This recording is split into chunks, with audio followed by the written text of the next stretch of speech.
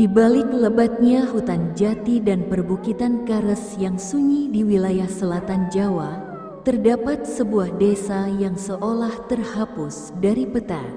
Namanya Desa Watu Lumpang.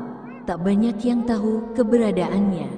Bahkan orang-orang yang tinggal di desa tetangga pun hanya menyebutnya dengan nada pelan, seperti menyebut sesuatu yang tak boleh dipanggil dengan keras. Watu Lumpang bukan desa yang ramai. Rumah-rumah penduduk berdiri berjauhan, dindingnya dari anyaman bambu, atapnya dari ijuk tua yang sudah menghitam dimakan lumut. Saat malam tiba, hanya suara alam yang terdengar, deso angin, gemerisik daun, dan kadang suara yang tak bisa dijelaskan. Konon, desa ini berdiri di atas bekas kerajaan kecil yang runtuh karena kutukan. Bekas istananya telah lama tertelan hutan. Namun cerita tentang kejatuhannya masih hidup, diceritakan dengan berbisik oleh para sesepuh desa, hanya kepada orang yang benar-benar mereka percayai. Dan di tengah desa itulah berdiri sebuah rumah joglo kuno yang tak terawat tapi tetap berdiri kokoh, seolah menantang waktu. Itulah rumah Mbah Singit, Mbah Singit, atau nama aslinya Wiryo Prakoso. Dulunya hanyalah seorang petani miskin biasa. Ia tinggal di rumah warisan orang tuanya, bertani singkong dan palawija di ladang kering yang penuh batu kares. Tapi kini, ia bukan orang biasa, tidak lagi. Orang-orang desa menyebutnya Mbah Singit karena tatapan matanya yang tajam, dalam, dan dingin, seolah matanya bisa menembus jiwa seseorang. Ia jarang bicara, tapi kalau sudah bicara, suaranya berat, serak, dan seakan mengandung sesuatu yang tak terlihat. Sejak beberapa tahun lalu, kehidupannya berubah drastis. Rumahnya direnovasi besar-besaran, bukan dengan bahan biasa, tapi dengan kayu jati kuno, batu andesit hitam, dan ukiran-ukiran yang aneh, seperti simbol dari masa yang terlupakan. Ladangnya tak pernah sepi panen, kerbaunya besar-besar dan gemuk, padahal tak pernah terlihat diberi makan. Bahkan di musim kemarau panjang, hanya sawah Mbah Singit yang tetap hijau dan subur. Warga desa mulai bertanya-tanya, dari mana kekayaan itu datang? Desas-desus mulai bermunculan. Ada yang bilang, Mbah Singit menemukan harta karun leluhur. Ada yang bilang, ia bisa berkomunikasi dengan makhluk halus penjaga hutan. Tapi yang paling sering terdengar dan paling menyeramkan adalah bahwa ia melakukan pesugihan. Bukan pesugihan biasa, pesugihan Ratu Ular, sebuah ilmu hitam langka yang hanya dilakukan oleh mereka yang rela menyerahkan segalanya, termasuk kemanusiaannya, demi kekayaan yang tak bisa habis. Tiap malam Jumat Kliwon, dari rumah Mbah Singit terdengar suara-suara aneh, kadang seperti suara desisan ular, kadang seperti tangisan perempuan, kadang seperti jeritan yang tercekik. Warga tak berani mendekat, bahkan ayam-ayam pun enggan bertelur dekat rumah itu. Rumah itu menjadi pusat kegelapan yang diam-diam disadari semua orang, tapi tak seorang pun berani membicarakannya secara terbuka. Di pojok rumah itu ada sebuah sumur tua. Sumur yang tak pernah digunakan warga lain. Airnya tidak bening, melainkan berwarna kehitaman dan kadang berbuih sendiri. Beberapa warga bersumpah pernah melihat bayangan putih panjang seperti ular raksasa di dalam sumur itu. Tapi tak ada yang berani mengeceknya lebih jauh. Anak-anak dilarang bermain di sekitar rumah Mbah Singit. Bila bola mereka terlempar ke arah pekarangan rumah itu, mereka akan dibiarkan kehilangan mainan daripada harus mengambilnya. Bahkan tukang pos desa pun tak pernah mengantarkan surat langsung ke rumahnya. Surat dititipkan ke warung dekat masjid, dan Mbah Singit mengambilnya sendiri saat matahari terbenam. Yang aneh, tak ada satupun keluarganya yang pernah datang menjenguk, sampai suatu hari, seorang pemuda datang dengan membawa ransel lusuh dan tatapan penuh tekad. Namanya Raka. Raka adalah keponakan Mbah Singit, anak dari adik bungsunya yang meninggal saat Raka masih bayi. Ia dibesarkan di kota, tak pernah benar-benar mengenal pamannya. Tapi setelah ibunya wafat, ia menemukan surat wasiat yang menyebut nama pamannya sebagai satu-satunya kerabat yang tersisa. Raka datang ke Watu Lumpang untuk mencari warisan, atau paling tidak, jawaban.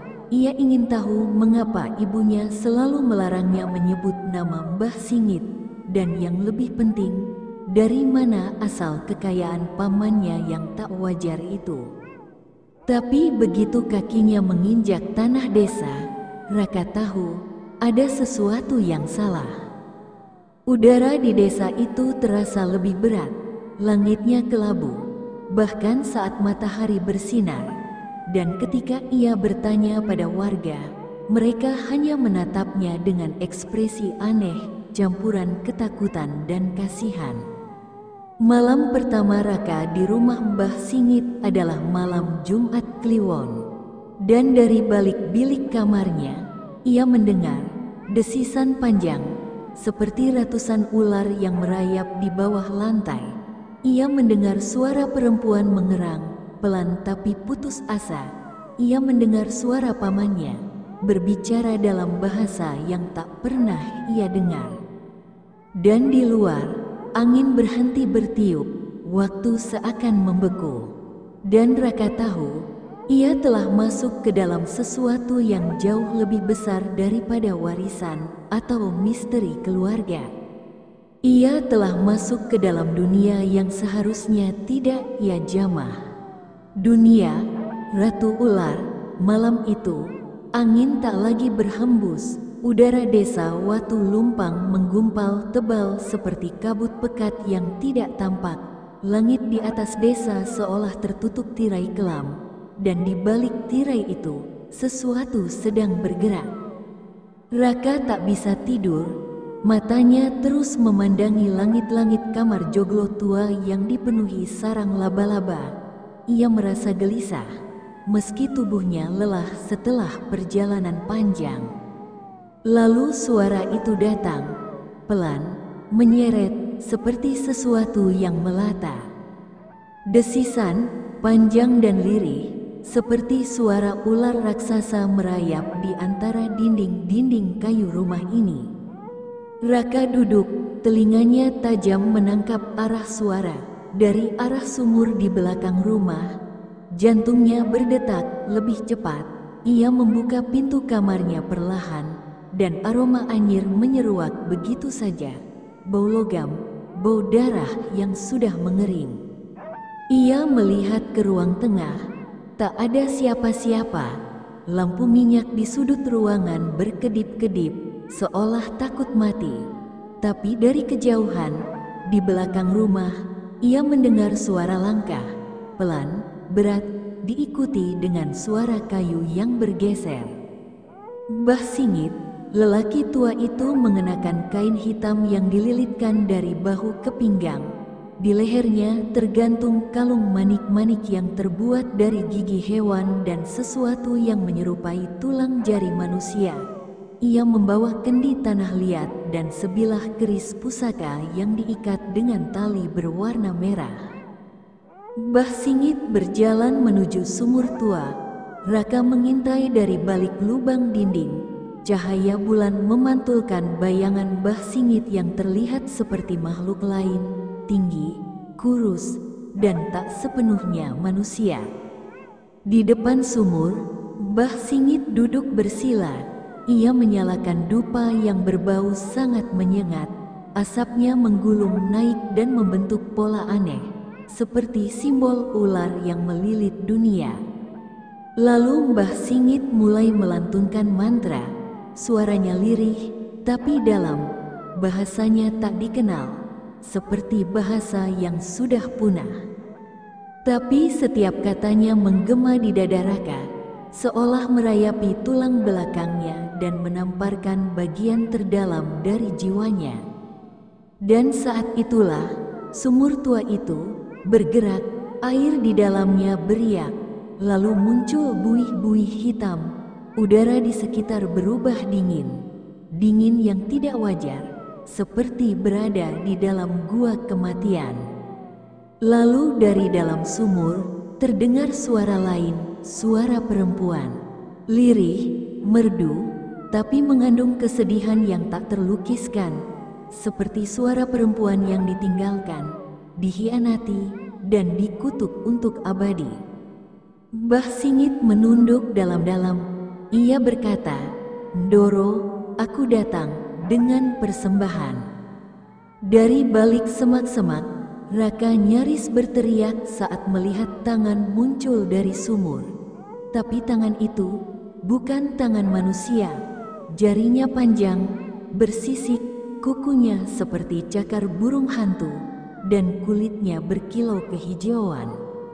Tangan itu menggenggam bibir sumur, lalu muncul wajah.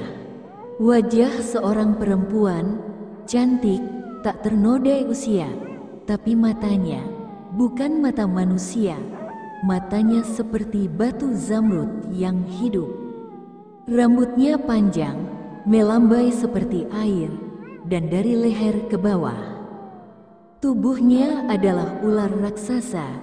Raka menahan napas. Ia tak percaya dengan apa yang ia lihat. Sosok itu bukan mimpi.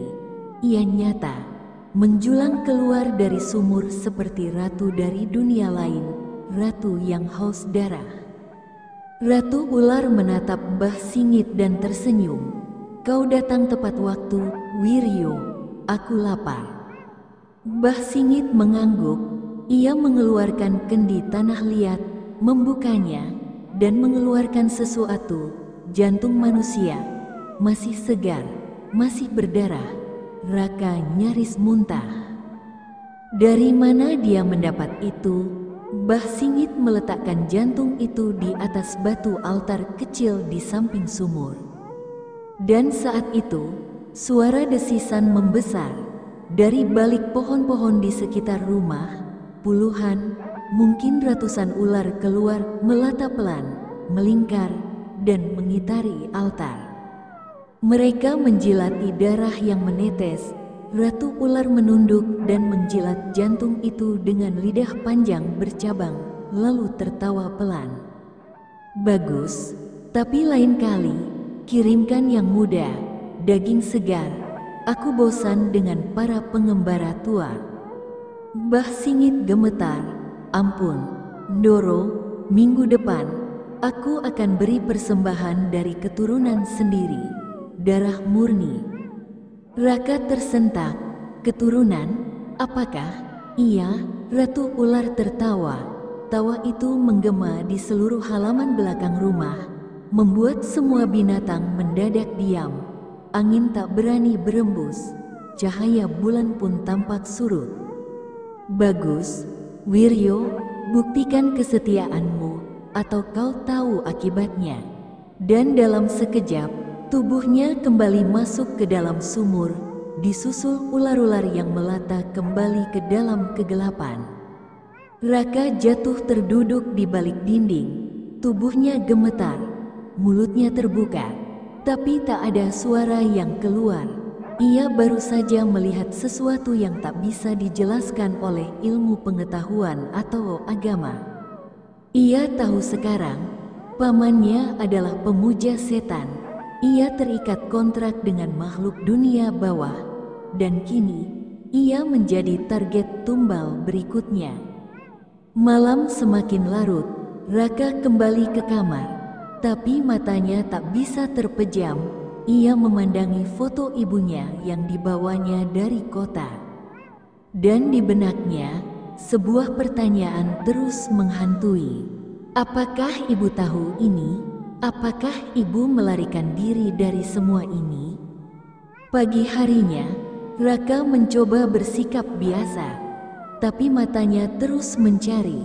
ia mulai menyusun rencana untuk keluar dari rumah itu. Tapi, ia tak tahu bahwa rumah itu tak bisa ditinggalkan semudah itu. Karena begitu kau masuk ke dalam perjanjian dengan Ratu Ular, satu-satunya jalan keluar adalah kematian. Pagi di desa Watu Lumpang tak pernah benar-benar cerah. Matahari tampak enggan menyinari tanah ini. Kabut tipis menggantung di antara batang pohon, dan bayangan selalu terasa lebih pekat dari seharusnya.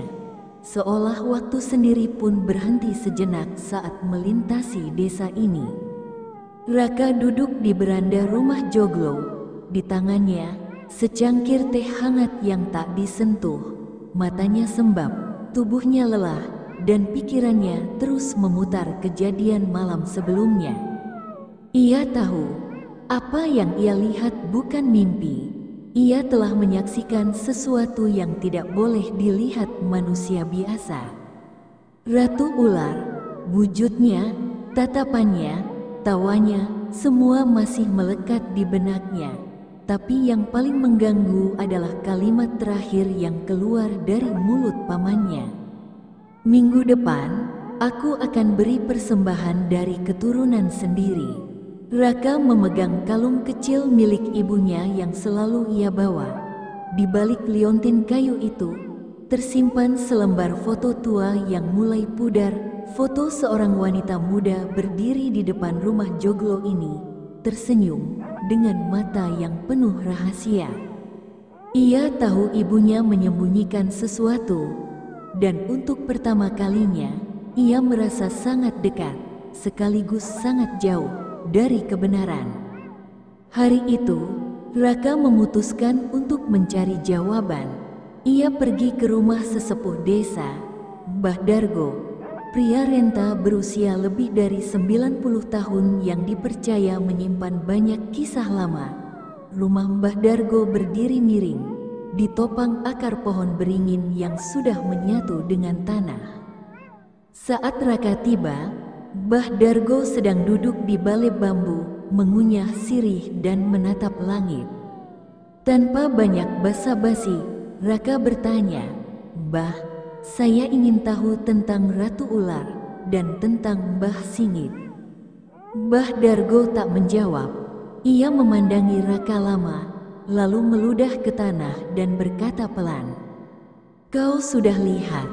"Ya, malam tadi." Raka mengangguk perlahan. Dan akhirnya, Mbah Dargo mulai bercerita. Suaranya serak, tapi jelas. Setiap katanya menambah dinginnya udara pagi.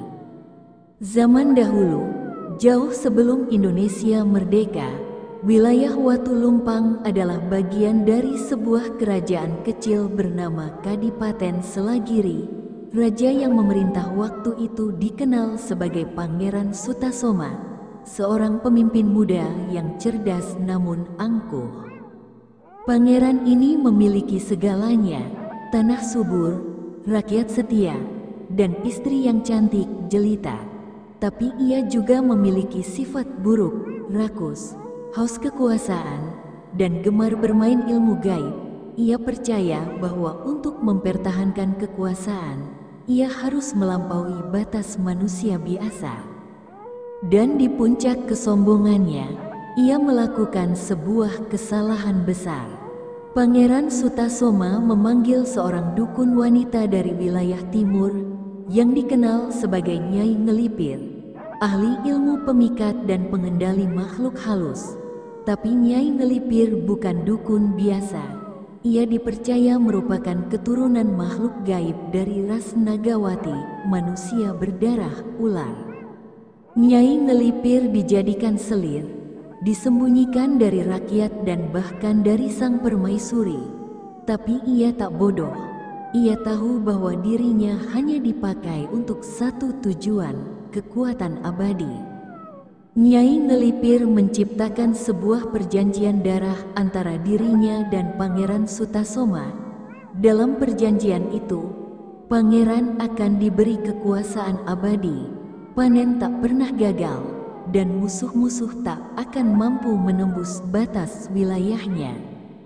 Tapi, setiap purnama kelima, ia harus mempersembahkan satu jiwa manusia, orang terdekat, yang darahnya masih terhubung dengannya. Awalnya, semua berjalan lancar, Selagiri menjadi makmur, pasukan tak terkalahkan, musuh-musuh tunduk bahkan tanpa peperangan. Tapi lama-kelamaan, harga yang harus dibayar semakin berat. Anak-anak bangsawan menghilang, selir-selir mati dengan misteri. Dan saat pangeran menolak menyerahkan anak kandungnya sendiri sebagai tumbal berikutnya, kutukan pun dimulai. Nyai Ngelipir mengamuk. Ia membakar istana dari dalam, tapi tubuhnya tak hangus oleh api. Sebaliknya, ia berubah wujud dari perempuan menjadi makhluk setengah ular, dengan lidah bercabang dan mata menyala seperti bara neraka. Ia merapal kutukan yang mengguncang bumi. Dalam sekejap, Selagiri hancur, tanahnya tandus, sungainya berhenti mengalir, dan rakyatnya satu persatu mati, tidak karena perang, tapi karena rasa takut yang membuat mereka kehilangan akal. Nyai Ngelipir lenyap, tapi tidak mati. Ia bersemayam di bawah tanah, di gua tersembunyi yang dipercaya menjadi bagian dari perut bumi. Di sana, ia menjadi ratu ular dan menunggu para manusia tamak datang padanya, memohon kekayaan dengan harga yang sama seperti dulu. Darah, jiwa, tumbal. Mbah Dargo berhenti sebentar. Ia menatap Raka dengan mata tua yang penuh kehati-hatian.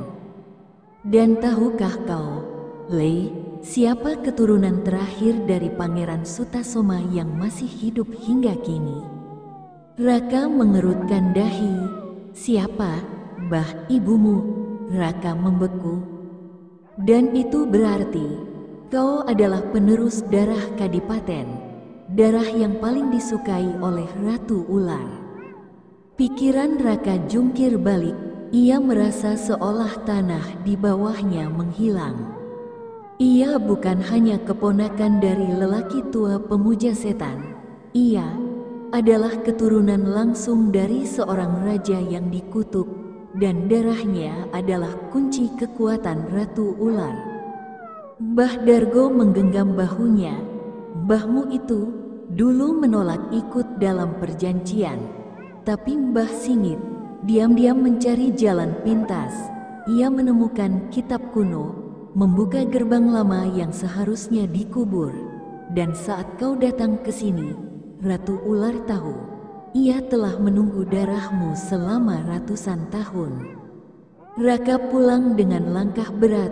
Di depan rumah, pamannya sudah menunggu, berdiri tegak di bawah pohon randu tua. Sorot matanya tak lagi teduh. Ada sesuatu yang baru di sana, kelaparan. Dan Raka sadar, waktunya tidak banyak. Minggu depan, Jumat Kliwon akan datang lagi. Dan ia akan menjadi tumbal utama. Hari-hari berikutnya di desa Watu Lumpang terasa seperti hidup dalam mimpi buruk yang panjang. Bukan mimpi yang bisa kau bangun darinya dengan teriakan, tapi mimpi yang menjeratmu dengan rantai yang tak kasat mata. Sejak percakapan dengan Mbah Dargo, Raka tak lagi tidur dengan tenang. Setiap malam ia bermimpi jatuh ke dalam sumur tua. Tubuhnya dililit ular-ular besar, dan dari kegelapan muncul suara mendesah manja namun mengancam. Darahmu, milikku. Waktu terus berjalan. Jumat Kliwon berikutnya hanya tinggal 5 malam. Dan Raka tahu, jika ia tidak melakukan apa-apa, maka ia akan menjadi tumbal abadi, memperpanjang hidup pamannya yang telah menjual jiwanya ke makhluk bawah tanah.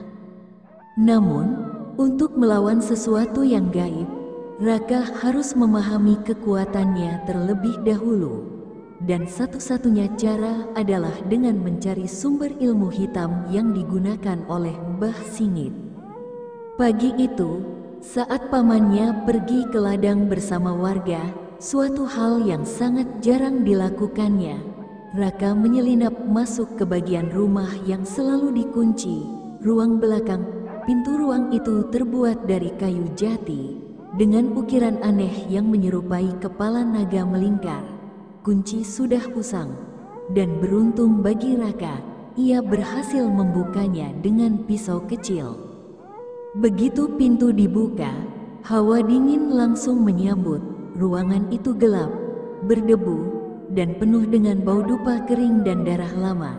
Cahaya dari jendela kecil memperlihatkan dinding-dinding yang dipenuhi rajah, simbol dan tulisan Jawa kuno yang tampak membisikkan kutukan meski tak bersuara. Di tengah ruangan, ada meja batu dengan lilin hitam yang sudah meleleh. Di atasnya tergeletak sebuah kitab tebal, terbungkus kulit ular kering. Judulnya tertulis dengan tinta merah. Serat Pusaka Ningrat, Lelakon Ratu Nagini. Kitab itu bukan buku biasa. Ia berdenyut saat disentuh. Kulitnya hangat, seperti masih hidup. Tapi Raka membuka halaman pertama, dan lembar demi lembar memperlihatkan isi yang membuat bulu kuduk berdiri. Kitab itu berisi silsilah lengkap dari Ratu Ular, yang ternyata memiliki banyak nama di berbagai tempat. Di tanah Jawa ia disebut Ratu Nagini, di Bali ia dikenal sebagai Nilingsir Segara. Di Kalimantan namanya berubah menjadi Tantai Borok, dan di Sumatera ia adalah Sirupo, pemakan janin. Namun inti semua legenda itu sama. Ia adalah makhluk abadi dari dimensi bawah tanah yang hanya bisa dipanggil dengan perjanjian darah. Ia menyukai keturunan bangsawan dan darah murni, karena dipercaya menguatkan energi astralnya. Kitab itu juga menyebutkan beberapa aturan pesugihan. Tumbal pertama harus diberikan saat perjanjian dibuat, darah orang yang dikenal. Tiap 35 hari, Selapan harus diberikan tumbal baru, manusia hidup, atau tubuh dari kerabat. Jika perjanjian dilanggar, si pelaku akan dihisap ke perut bumi, tubuhnya akan dibelit ular api, dan jiwanya menjadi milik ratu selamanya. Tumbal dengan darah bangsawan akan memperpanjang kekuatan perjanjian hingga 7 windu, 56 tahun. Raka menggigil. Ia sadar dirinya bukan hanya tumbal, ia adalah kunci utama dari kekuatan pamannya. Dan di halaman terakhir kitab itu tertulis dengan tinta merah yang lebih gelap. Bila darah bangsawan menolak, tubuhnya akan diburu oleh seluruh kekuatan naga, dan ia tak akan bisa bersembunyi di atas tanah maupun bawah tanah. Dengan informasi itu, Raka mulai merancang rencana pelarian. Tapi ia tahu, ia tak bisa kabur lewat jalan biasa. Jalan keluar dari desa ini terasa seperti dilindungi kabut hitam. Beberapa kali ia mencoba menumpang truk pengangkut kayu, tapi selalu dihentikan oleh penduduk dengan alasan ganjil, ban bocor, mesin rusak, atau bahkan truknya lupa jalan keluar. Ia mulai menyadari Ratu Ular tidak akan membiarkan ia pergi begitu saja. Malamnya, Raka kembali ke kamar dan mulai menulis catatan. Ia menggambar ulang simbol-simbol dari kitab, mencocokkannya dengan temuan di dinding rumah dan bahkan di kain sarung yang sering dikenakan Mbah Singit. Semuanya terhubung. Bahkan foto ibunya yang dulu sempat diambil di depan rumah ini, saat diperhatikan seksama, memiliki bayangan samar berbentuk ular di belakangnya. Yang paling mengerikan, Raka menemukan goresan rahasia di balik foto itu. Jika kau membaca ini, larilah ke arah matahari tenggelam, tapi bukan lewat jalan, lewat tanah, cari akar, cari batu bertulis, dan jangan pernah berhenti berjalan sampai bau dupa menghilang. Tangan Raka gemetar. Ibunya tahu semua ini, dan ia meninggalkan petunjuk. Malam itu, ia bermimpi lagi. Ia berjalan di sebuah hutan penuh kabut. Dahan-dahan pohon seperti tangan melambai. Di tengah hutan, ia menemukan sumur raksasa yang berdenyut seperti jantung. Di bibir sumur itu, Ratu Ular duduk, tersenyum, dan membuka tangan. Kau tidak bisa lari, darah bangsawan, dan tiba-tiba, dari balik semak-semak, muncul Mbah Singit dengan keris di tangan. Maafkan aku, Lei, ini semua demi kelangsungan hidupku. Raka terbangun dengan tubuh basah kuyup oleh keringat. Tapi ia tak punya waktu untuk takut, ia harus bergerak. Malam Jumat Kliwon berikutnya tinggal 3 hari. Ia mencatat rencana, pergi ke petilasan tua di barat desa saat senja, tempat yang dipercaya sebagai bekas pintu keluar Kadipaten Selagiri. Bawa kitab sebagai bukti kekuatan musuh dan sebagai alat untuk melawan balik. Hancurkan sumur tua jika memungkinkan, atau segel menggunakan simbol dari kitab. Tapi sebelum ia bisa bergerak, ia harus memastikan satu hal. Siapa sebenarnya Mbah Singit sekarang? Masih manusia, atau sudah menjadi bagian dari ratu itu? Dan untuk itu, ia harus menghadap langsung. Langit sore di Watu Lumpang tampak seperti luka yang menganga, merah darah, dipenuhi awan gelap yang menggumpal berat. Angin menderu dari arah barat, membawa suara-suara aneh dari hutan, gemerisik, bisikan, dan kadang seolah ada yang menangis. Jumat Kliwon tinggal 2 hari, dan Raka tahu, jika ia tidak menghadapi pamannya malam ini, ia tidak akan pernah bisa keluar dari desa ini hidup-hidup. Ia duduk di ruang tamu, di bawah lampu minyak yang berkerlap-kerlip, menatap pintu kayu yang mengarah ke dapur tempat Mbah Singit biasa duduk dan meracik jamu. Tapi malam ini, udara di rumah itu lebih dingin dari biasanya, seperti hawa kematian merambat perlahan di sela-sela lantai kayu. Lalu langkah itu terdengar, pelan, berat, seperti kaki yang sudah tak terhubung dengan tanah sepenuhnya. Mbah Singit muncul dari balik lorong, tubuhnya dibalut kain hitam, rambutnya diikat ke belakang, dan di tangannya menggantung sebuah kantong kecil dari kulit. Raka mengenali kantong itu. Itu adalah wadah darah tumbal, benda yang disebutkan di kitab kutukan. Tatapan mereka bertemu, Mbah Singit tersenyum pelan. Akhirnya kamu tahu juga, Lei. Raka tak menjawab, matanya tajam, napasnya ditahan. Ibumu juga dulu sempat membangkang, tapi dia lebih pintar, dia lari. Sayangnya, dia bawa darah keraton bersamamu, darah yang seharusnya sudah menjadi milik ratu. Raka mengepalkan tangan.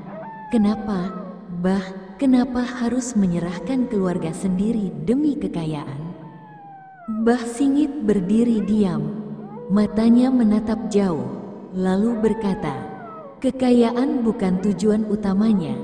Raka, aku ingin abadi, aku ingin tetap hidup, sampai semua dosa ini lunas. Kalau aku mati, semua tumbalku sia-sia. Semua perjanjian itu berbalik ke tubuhku. Aku tidak siap. Lalu, nadanya berubah, lebih dingin, lebih dalam. Dan kau adalah tumbal terakhir, yang akan memperkuat perjanjian ini hingga 7 windu ke depan. Setelah itu, tak ada yang bisa menyentuhku. Raka berdiri, perlahan. Ia mengeluarkan kitab kutukan dari dalam tasnya dan meletakkannya di atas meja. Aku tahu semua isi perjanjian itu, Mbah. Aku tahu asal-usulnya, dan aku tahu bagaimana cara memutusnya. Wajah Mbah Singit berubah, matanya menajam. Sejenak, angin berhenti, suara dari luar rumah menghilang, dan dalam hening itu, Mbah Singit melangkah maju. Kau tidak tahu apa-apa, bocah. Kau pikir kitab itu bisa menyelamatkanmu. Itu hanyalah saksi. Ia menulis apa yang terjadi, tapi tidak bisa mencegah apa yang akan datang. Raka menggenggam liontin ibunya. Mungkin tidak, tapi aku juga tahu jalan ke petilasan Selagiri. Aku tahu tempat asal Ratu Ular, dan aku akan masuk ke sana, bukan untuk meminta, tapi untuk mengakhiri semuanya. Mbah Singit tertawa, pelan, tapi penuh murka. Kalau kau nekat pergi ke sana, bukan cuma kau yang mati. Desa ini akan hancur, roh-roh yang tertahan akan bebas. Mereka akan menuntut, dan Ratu akan bangkit sepenuhnya, bukan sekadar bayangan dalam sumur. Raka menatap pamannya tanpa gentar. Biarlah, lebih baik desa ini lenyap, daripada semua orang hidup di bawah kutukan. Malam itu, Raka pergi. Ia membawa tas kecil berisi kitab, segenggam garam kasar, perlindungan dari roh gentayangan, potongan serat ijuk dari atap joglo, simbol pemutus ikatan leluhur, dan obor minyak. Ia berjalan ke arah barat, arah matahari tenggelam, seperti pesan rahasia dari ibunya. Langkahnya melewati batas desa, menembus ladang kosong, dan akhirnya tiba di tepi hutan randu alas, hutan yang konon menyimpan petilasan keraton Selagiri yang telah lama lenyap. Hutan itu sepi, terlalu sepi, tak ada suara jangkrik, tak ada burung, hanya suara napas sendiri, dan langkah-langkah kecil yang kadang terasa bukan berasal dari dirinya. Di dalam hutan, ia mengikuti tanda yang ditinggalkan. Batu berbentuk lidah ular, arah itu membawanya ke lereng kecil, di mana akar-akar pohon membentuk seperti gerbang lengkung. Dan di bawah akar itu, ia melihatnya, gua, bukan gua biasa. Gua ini memancarkan hawa panas dingin secara bersamaan. Dindingnya seperti kulit, lembab, berdetak. Inilah dia, perut bumi. Rumah asal Ratu Ular. Raka menyalakan obor dan masuk. Di dalamnya, suara-suara mulai terdengar, bisikan, tangisan, kadang teriakan minta tolong. Ia tak tahu mana yang nyata dan mana yang ilusi. Gua itu melingkar ke bawah, seolah tak ada ujung. Di setiap sudut dinding gua, terukir simbol-simbol yang mirip dengan yang ada di kitab. Tapi satu simbol menarik perhatiannya, simbol mata yang terbelah dua. Ia menyentuhnya. Tiba-tiba, dinding gua bergetar dan terbukalah sebuah lorong rahasia menuju ruang pemujaan. Di tengah ruang itu, berdiri altar batu. Di atasnya ada kerangka manusia dengan kepala ular, dan di sekelilingnya, ular-ular hidup, diam, memandang Raka, seolah menyambutnya sebagai bagian dari mereka. Tapi Raka tidak gentar. Ia membuka kitab, mencari halaman terakhir, ritual pemutusan. Dalam tulisan tua yang nyaris tak terbaca, tertulis, bila darah keturunan asli menginjak rumah ibunya dan menolak perjanjian leluhurnya, maka kekuatan ratu akan melemah. Tapi untuk memutus rantai sepenuhnya, ia harus menyerahkan satu hal, kenangan. Raka tercengang. Kenangan, kenangan tentang ibu, tentang rumah, tentang asal-usul. Ia harus meninggalkan semuanya, karena darah tidak bisa dibersihkan, tapi bisa dilupakan. Dan saat itu juga, suara besar bergema dari dalam gua. Raka, Ratu Ular muncul dari bayangan, lebih besar dari yang ia lihat sebelumnya. matanya bersinar seperti bara neraka. Tubuhnya kini memanjang puluhan meter, memenuhi dinding gua. Jangan lakukan itu, kita bisa bersama. Kau anak bangsawan, kau bisa menjadi pangeranku. Tapi Raka menutup kitab, mencium liontin ibunya sekali terakhir, lalu melemparkannya ke dalam api pemujaan.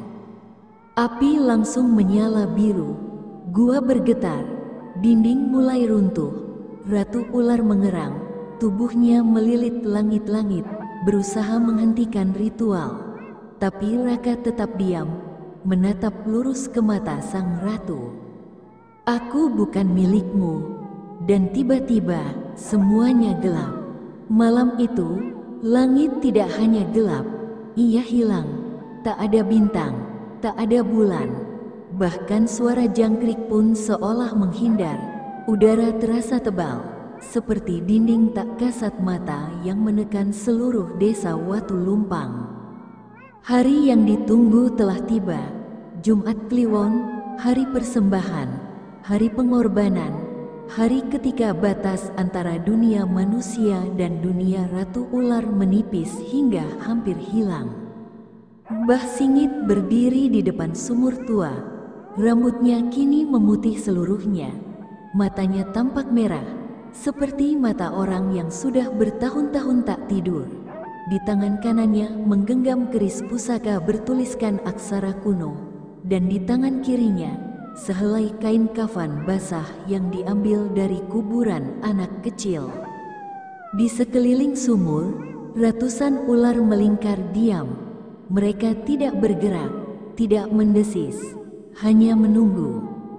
Di belakangnya, desa sunyi, warga telah menutup pintu dan jendela.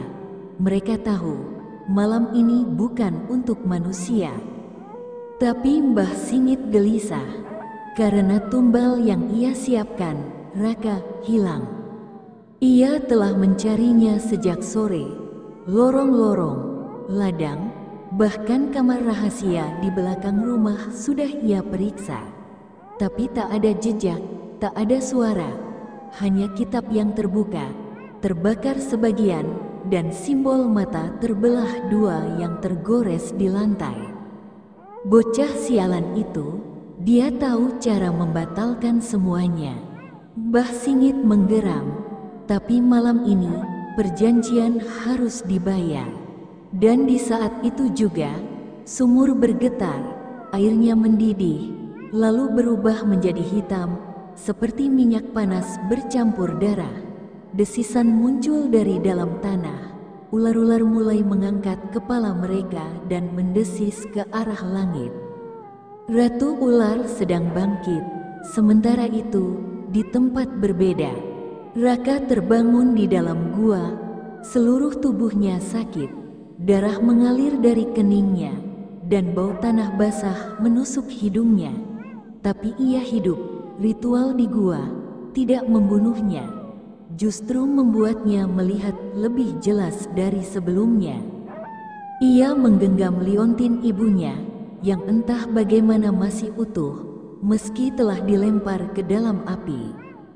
Dan saat ia keluar dari gua, ia melihat sesuatu yang tak pernah ia bayangkan. Langit berubah merah darah, tanah merekah, bayangan tinggi seperti ular raksasa melayang di udara, dan di tengahnya, Ratu Ular, dalam bentuk aslinya, sebesar gunung kecil, bersayap, dengan mahkota dari tulang-tulang tengkorak. Waktunya telah tiba, tumbalku harus dibayar. Raka tahu, ia harus mengakhiri ini malam ini juga. Ia berlari menuju sumur tua, satu-satunya tempat yang bisa digunakan untuk membuka atau menutup gerbang gaib. Di tengah perjalanan, ia melihat bayangan roh-roh gentayangan berkeliaran. Ada yang menangis, tertawa, bahkan menggigit udara. Mereka adalah tumbal-tumbal lama, jiwa yang tak pernah tenang karena dipersembahkan secara paksa. Salah satu roh itu mendekat padanya. Wajahnya samar, tapi Raka bisa melihatnya. seorang wanita muda, rambutnya panjang, mata bersinar redup. "Kau, putraku," ibunya, roh itu tersenyum, lalu menempelkan tangannya di dada Raka. Dalam sekejap, liontin di tangan Raka menyala, cahaya putih hangat, berbeda dari semua energi kelam di sekitarnya. "Gunakan ini sebagai kunci." Di depan sumur, Mbah Singit telah mulai ritual. Ia memotong jarinya, meneteskan darah ke dalam kendi tanah liat, dan melafalkan mantra. "Ya sang putri, ratu dari perut bumi, terimalah darahku sebagai pintu, dan terimalah tubuh keturunanku sebagai janji baru." Ular-ular melilit di sekeliling altar. Tanah bergetar. Sebuah celah merah terbuka di langit, gerbang dimensi Ratu Ular. Dari celah itu, tangan-tangan bersisik meraih, mengais, mencari tubuh manusia untuk dijadikan wadah. Tapi saat itu juga, Raka muncul. Tubuhnya kotor, penuh lumpur, tapi matanya menyala. Ia berdiri di tepi altar, menggenggam liontin ibunya, dan meneriakkan, "Cukup, Mbah, ini akan aku akhiri sekarang." Mbah Singit menoleh dengan wajah marah dan panik. "Kau tak bisa mengubah takdirmu, kau sudah terikat darah." Raka menjawab, "Mungkin darahku terikat, tapi jiwaku bebas, dan aku menolak semua ini." Ia melempar liontin itu ke dalam sumur. Boom! Cahaya putih meledak dari dalam sumur. Ular-ular menjerit. Ratu ular yang sedang muncul dari langit terbakar oleh cahaya liontin yang menyala suci. Ia menjerit keras. Tubuhnya menggeliat, dan dari dalam tubuhnya, jiwa-jiwa tumbal keluar satu persatu, menjerit, menangis, melayang ke langit malam. "Tidaak, kau pengkhianat darah." Tapi suara itu tak lagi bisa menahan kehancuran. Sumur tua itu pecah, retakan bumi menyebar, ritual terputus. Pamannya, Mbah Singit, tertelan tanah, diseret oleh tangan-tangan dari dalam bumi yang selama ini memberinya kekayaan. Ia menjerit, "Raka, kau bukan siapa-siapa tanpaku." Lalu hilang, hanya ada debu dan diam. Malam itu, ritual pesugihan berakhir.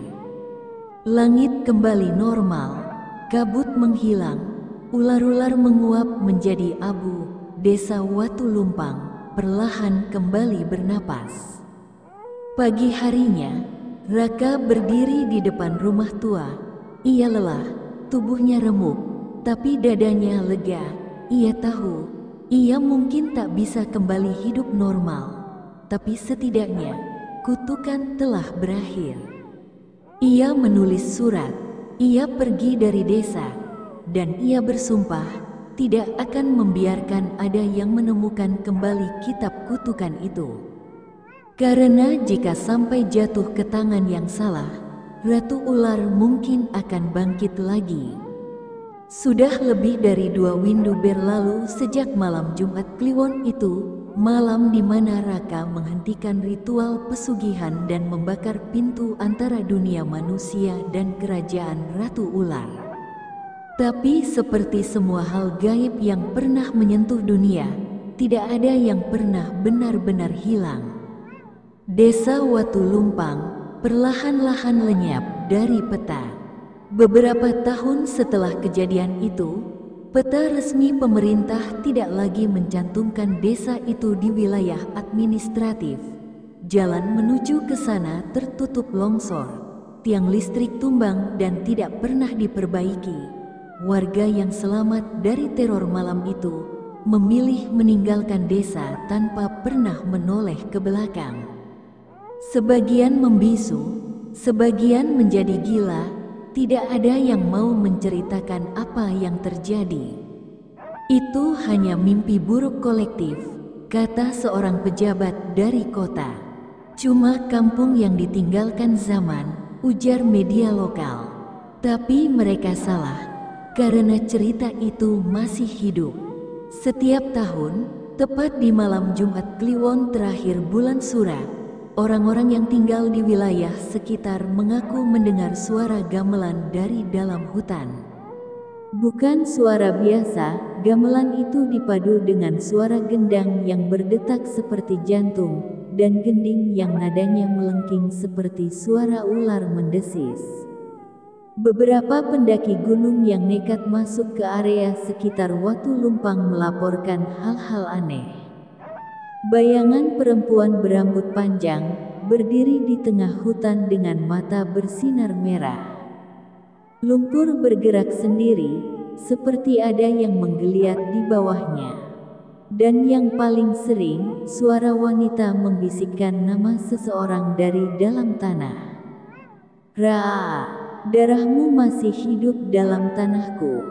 Apa yang terjadi dengan Raka, tak ada yang tahu pasti. Sejak malam itu, ia tak pernah kembali. Tapi ada desas-desus. Beberapa mengatakan ia berkelana dari satu daerah ke daerah lain, mencari makam-makam tua yang terhubung dengan kerajaan gaib dan menghancurkan jejak ilmu hitam yang diwariskan turun-temurun. Yang lain percaya, ia telah menyerahkan dirinya sebagai penjaga gerbang, menggantikan tumbal-tumbal masa lalu.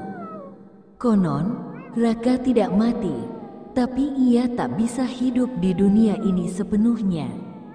Legenda pesugihan Ratu Ular kini menjadi larangan.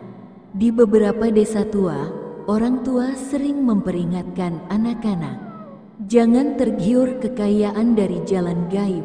Kalau kamu mendengar suara ular bicara dari mimpi, jangan jawab. Dan kalau kamu melihat ular putih besar muncul saat bulan purnama, lari sejauh mungkin. Jangan menoleh, jangan berbicara, jangan menyebut namanya. Karena meskipun pintu sudah tertutup, kuncinya masih ada di dunia ini. Kitab itu hilang, dan hilangnya bukan berarti hancur. Kitab itu sempat terbakar sebagian, tapi tidak lenyap sepenuhnya. Beberapa halaman utuh ditemukan kembali oleh kolektor benda mistis di kota kecil. Ia menyebutnya artefak Nagini. Dijual di pasar gelap, dibaca oleh mereka yang tamak. Dan saat darah keturunan bangsawan disentuh lagi oleh orang yang salah, Ratu Ular akan tahu. Ia akan merangkak pelan dari bawah tanah. Ia akan membisikkan janji, kekayaan, kekuasaan, cinta abadi. Dan sebagai gantinya, kau serahkan satu nyawa setiap bulan. Dan cerita itu akan berulang lagi dan lagi dan lagi.